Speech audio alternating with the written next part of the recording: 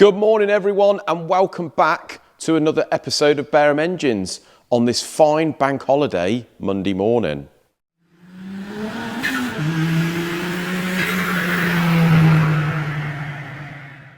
So guys, as you can see, you're probably just as glad as I am, many of you, to see the back of the E30.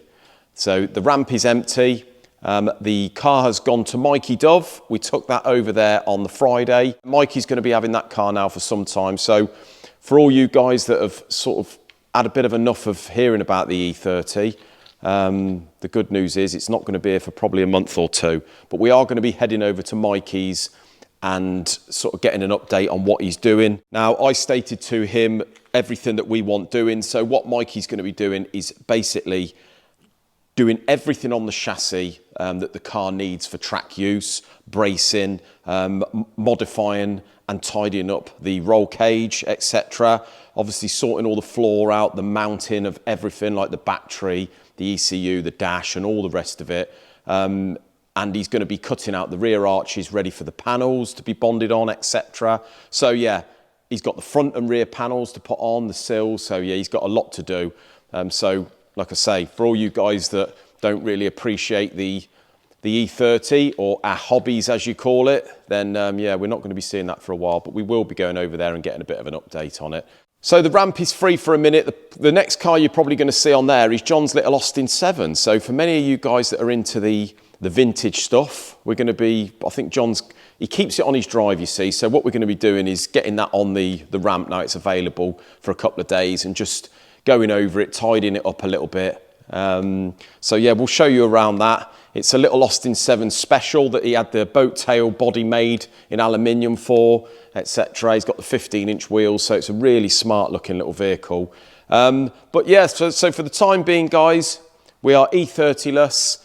You can see over here the kit car and all the stuff out of the van. Now, I'm going to be honest with you, we did have a couple of subscribers come over on Saturday to visit us at Castle Combe, which I can't thank you enough. It was really good to see them, but I'm not surprised that many others didn't turn up because the weather was absolutely horrendous.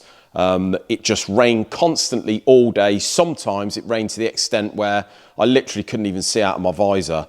There was surprisingly another 3 kit cars there, open tops, but everyone was driving a little bit cautiously. We just want to thank Gold Tracks, who are the organisers for those track days. We tend to use Gold Tracks because although they are a little bit more expensive, they're a sort of exclusive, low numbers track days. The organisers are so friendly, really, really good lot of staff. It's a real chilled out sort of track day. You get some, I suppose, compared to the cheaper jobs, you get some high-end cars there. There was McLaren, a couple of Porsches, Aston Martins. So yeah, it was really, really good to share the track with those and be a part of that day. So can't thank them enough. The car, be honest with you, obviously we've got the new 888, R888s on there, which are predominantly a dry track tyre. Now, obviously the track was absolutely drenched. It wasn't just drenched, but it was waterlogged. There was standing water on the track here and there. So the first 3 or 4 laps, I thought, I'm not going to enjoy this. So I got me waterproofs on and sort of Isaac come with me in the passenger seat and I trundled round for about 3 or 4 laps. I had no idea of the grip that I'd have, not with just these tyres, but with the car. I've never driven this car in the wet before. So I was very, very cautious.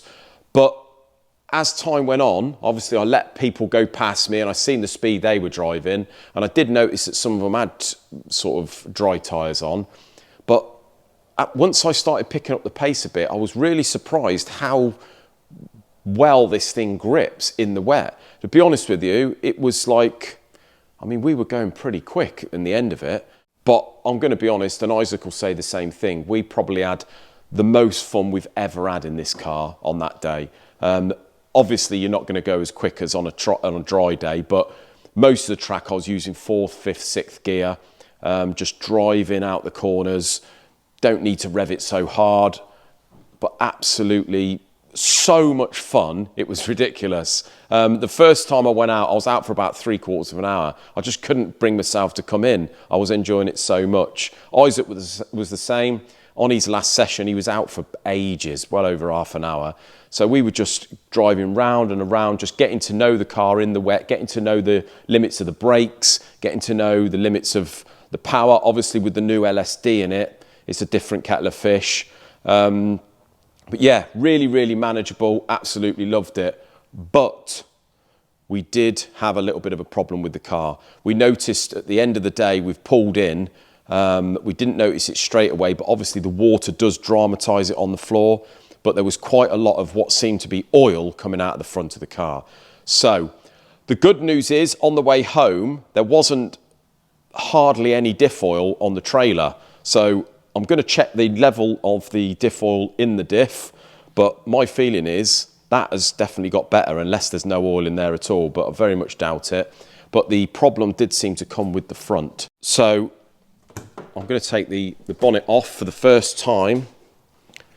We did sort of have a little look in there when we were at the track, but I'm going to be honest with you, everything was so wet and saturated, and we'd sort of had enough by then, so we got it on the trailer as quick as we could.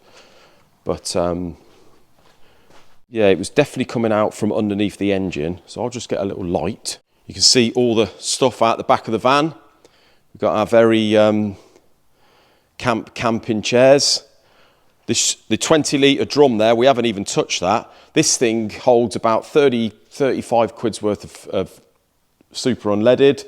We used nearly all that, and we just put a little 5-litre can in there, and that's all we used all day. So this thing is fantastic on the juice, to be honest with you.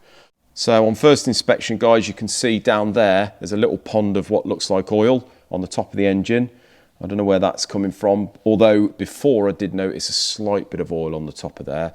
But you can see, well, we can see there's a little bit of oil down on the floor there. You see, there's a drip, and it does seem to be very wet around that front cover, the front of the engine. Down the back on the chassis legs, it seems to be very oily. But that is a sort of oil temperature sensor that we put in. So it may be coming out of that. I don't know. That may have come loose, or it could be front cover gasket, or it could be front cover cracked. I don't know. But I'm going to have a little look at that, guys. I think, being how much we've used this engine, it may be worth getting it on the ramp at some point and having a look round, and maybe replacing some cover gaskets, etc. And just seeing if everything's sort of okay that way, because obviously what we don't want to be doing is dropping oil on the circuit, because that is dangerous. So yeah, I'll check the oil in a minute. I'll check the oil level, sorry, on when I'm back at work tomorrow. But apart from that, the engine did seem to be running absolutely fine. The temperatures were all okay. Nothing was untoward there, but there's definitely an issue going on down there. There did seem to be quite a lot of oil on the spot, to the point where we had to go and tell one of the marshals that we probably want to think about cleaning that up when we've gone. But apart from that, guys, all in all, it was an absolutely fantastic day. Really, really enjoyed it. And we cannot wait to book another one. We are thinking about booking another one with Gold Tracks at the full Brands Hatch circuit in, I think it's the beginning of June. So hopefully, fingers crossed, we get that done and the weather's nice. We can get over there and have a little go around Brands Hatch, because I've been to Brands Hatch when I used to mechanic for the super bikes, and it's a lovely circuit round the back there through the woods.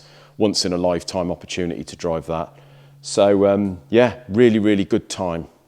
Right, moving on from that, guys, you can see here that Isaac has started to strip what was sitting down there, the little grubby old Reliant engine. So this, I don't exactly know what this is, whether it's an 850, something like that. It looks a little bit like I suppose like a little A-series sort of engine, it looks like, but got a feeling there, aluminium block.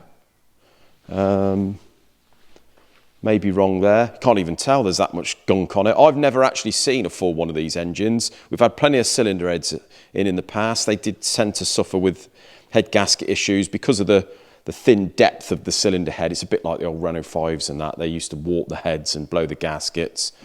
Obviously, you've got liners in the top of this, in this block. So it's a closed deck, solid aluminium block by the looks of it, with cast iron top hat liners in there. But yeah, apart from being very, very grubby, guys, I think this is just a recondition. Obviously, it's just a birthday for it. So we're going to bore it, obviously sort the crank out, go through the head, all the rest of it, balance it up. But apparently John did say it's quite difficult to get bits for this. So be quite interested to see, once we've stripped it, what we've got, what it needs, and then get in touch with some of our suppliers and see what bits are available for it. But yeah, work in progress, everything looking rather horrible at the moment. This is another engine for paddock motors. So that V8 BMW, the one that's just gone back, that is paddock motors too. They picked that up the other day, and this is the only thing we've got left for them now. So we'll crack on with that. Right, down here, guys, I have been setting this Coventry Climax block up for Bob Dove. Now, this is the one, you've seen me do this before. If any of you haven't watched our previous videos, what we do on these, it's an aluminium block, a little bit the same as the Reliant there. This is an aluminium block, closed deck, with the top hat solid liners in there. Now, Bob, I've obviously been involved with building these motors for quite some years, and he said the problem it can have on these is it pulls the threads out of the top of the block for the head studs. So when he ever does one of these now, he doesn't mess about. He just gets us to drill all the old threads out of the stud holes here and helicoil them all. So as you can see, I've set this up on Friday. First thing I did Friday morning. You've got 4 buried down here, right down the bottom. They're the trickiest ones to do, but all the rest are in the top, and they're just a through hole. So I've drilled them all out. I've tapped them all. All I've got to do now, tomorrow when I'm back, is obviously blow this thing right out, clean it all out. And you see we've got a bag of the long series helicoils there. And we shall get those in. Now the thread is on these. You see there, 3/8 UNC. We'll wind those helicoils in. So what I do is I wind them in just, you see where the top of the thread is, about 2 or 3 mil down. You've got that sort of counter bore. Wind it right down very, very slightly below that top thread there. And then we just break the tag off in the bottom. That is the tag at the base there. You see there that we use to wind it in. So that goes in first. Obviously that tag, the idea of that is to put the tool down the helicoil. That locates in the tag, and you can use that to wind it off. But when you've wound it in as far as it goes, then you break the tag off. And that is job done. Now, a lot of you guys will say, oh, I wouldn't use helicoils. I've noticed that in the comments. Whenever we mention helicoils, there's guys out there that are complete time cert freaks. They love the time certs, but helicoils, absolutely brilliant for this sort of thing. You can put them into the depth you want, and they just replicate the existing original thread. But in many ways, it's a lot stronger because it's a steel thread rather than the aluminium. And you've got the steel studs going in there. The steel, we all know what steel in aluminium is like, but once the helicoils are in, you've got steel into steel. You don't get the original ripping the threads out when you remove the studs. So yeah, get that one finished, guys, and that's another job done for Bob. So, Cosworth 200 block. This one here, I have faced the top of the block. This is the one that I had on the mill the other day that I'm going to have to tell the customer that I took over 10 thou off the face of this block. He did get his engine builder that he's using. He's obviously just sent this down to get 6 long studs in. The reason for that is because he's got the usual crack from the stud hole into the water jacket, which is a problem if you're using that existing stud hole, but once we eliminate that, put the long studs in, that no longer matters. So that's the reason he's doing it. But he got his engine builder to ring me on Friday, and I just explained to him that I have took 10 thou off. I don't know how much has been took off before, but the block face was horrible. So he is going to obviously have to do a dummy build and machine the top of his pistons inside and outside to get the correct jut out. You know, we all know that I use about 12 or 15 thou protrusion on the Cosworth pistons.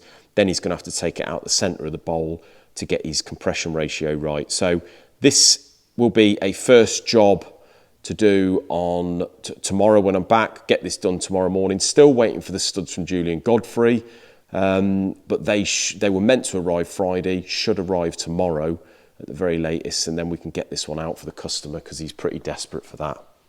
Well, that's it for today's video, guys. I'm sorry we haven't showed you any sort of machining. Obviously, it's Bank Holiday Monday. I shouldn't really be here.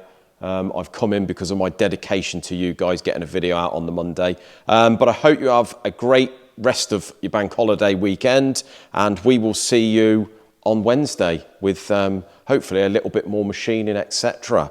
Now, unfortunately, we didn't manage to get any footage with the car. To be honest, guys, if we'd have stuck the GoPro on the front of that, you wouldn't have seen anything anyway. There was that much spray. But Isaac did take a bit of footage, made a little bit of a video. So I'm going to leave that with you guys to finish, and we'll see you on Wednesday. Thank you very much. Take care, guys.